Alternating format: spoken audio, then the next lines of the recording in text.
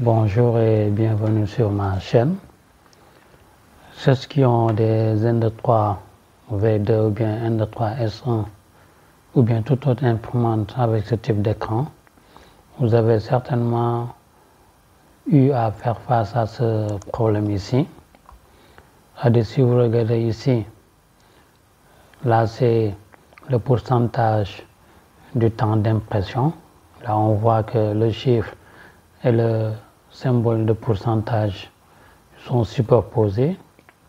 Ici au niveau du temps écoulé, on voit que les H des heures et les M des minutes sont superposés, de même qu'au niveau du temps restant. Parfois c'est dû à un problème de police qui peut être réglé en faisant une nouvelle mise à jour, mais parfois aussi malgré les mises à jour, ça demeure. C'est tout simplement parce que c'est au niveau des coordonnées des éléments au niveau du fichier dwin.cpp ou bien dwinlcd.cpp.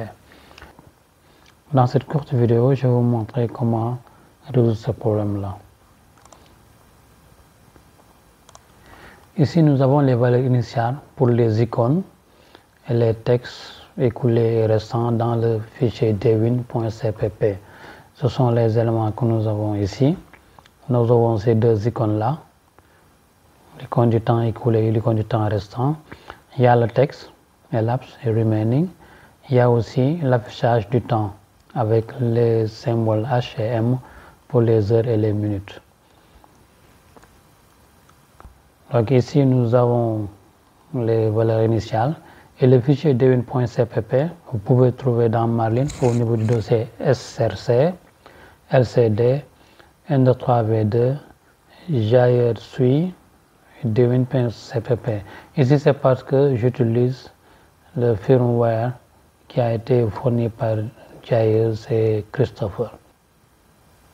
Donc ici, nous avons l'icône du temps écoulé et ici, nous avons l'icône du temps restant avec des coordonnées. Nous verrons plus tard à quoi correspondent ces coordonnées.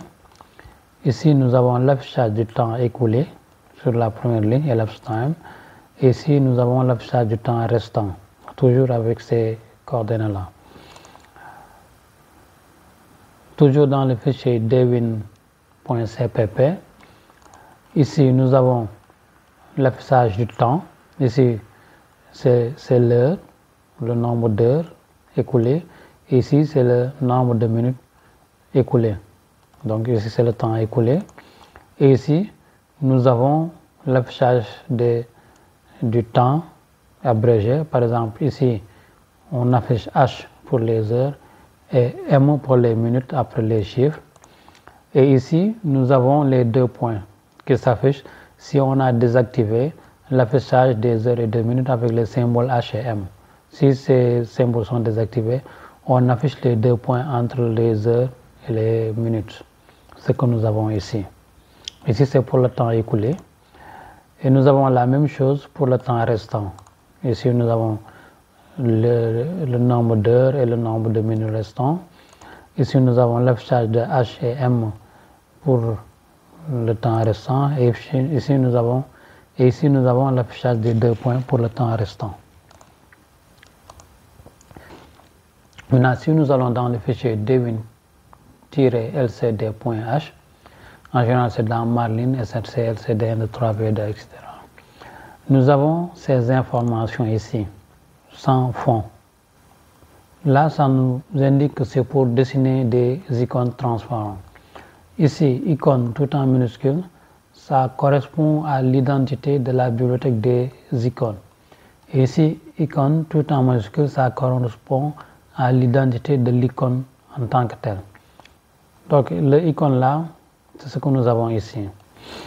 Maintenant, ici, nous avons X, Y, qui correspond à ces éléments ici. Ici, on a X, ici, on a Y.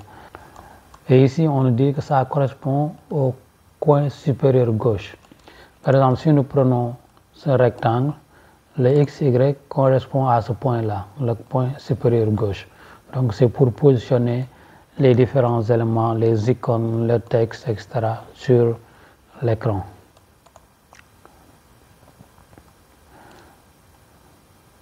Donc ici, nous allons voir les changements qui ont été apportés.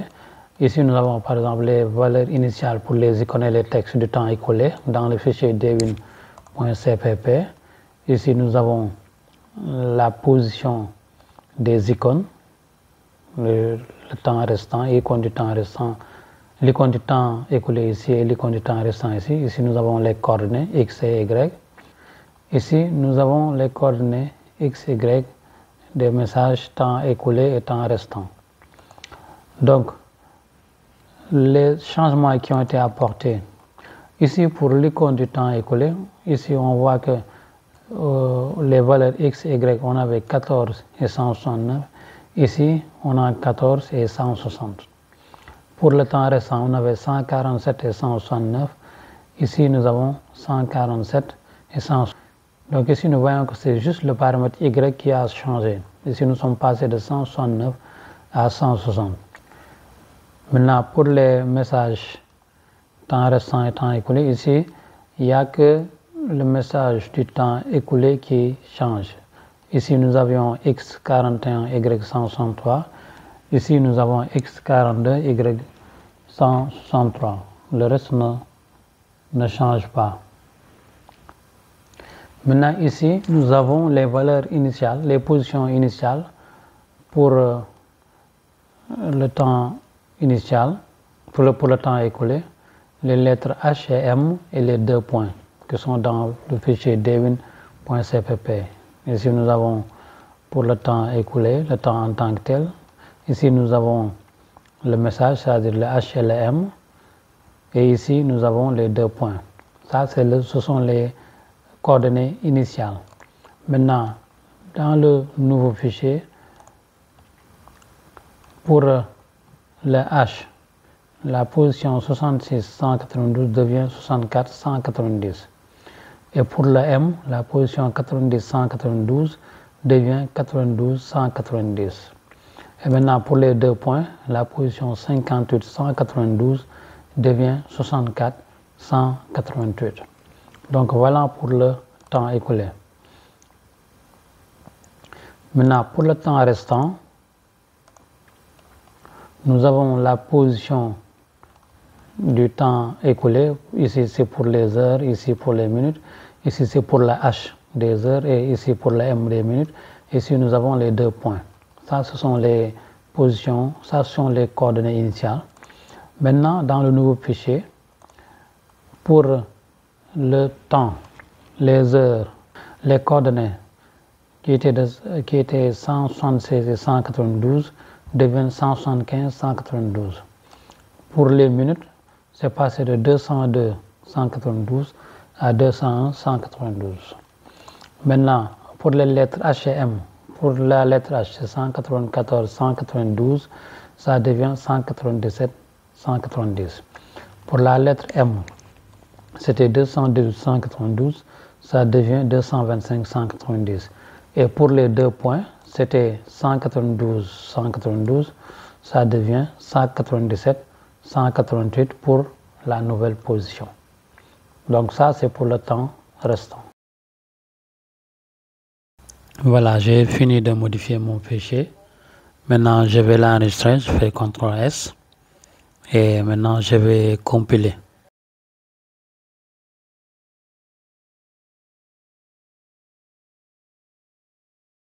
Voilà, ma compilation est terminée.